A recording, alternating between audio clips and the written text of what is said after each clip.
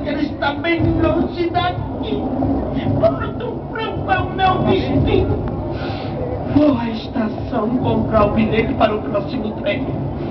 Vamos, Toinha. Mas, mãe, antes de correr, precisamos continuar a história. O povo está esperando. E essa é uma boa hora, Sniff, para falar daquelas que perderam seus filhos, Sniff e seus maridos para o bando de lampião. Boa, boa.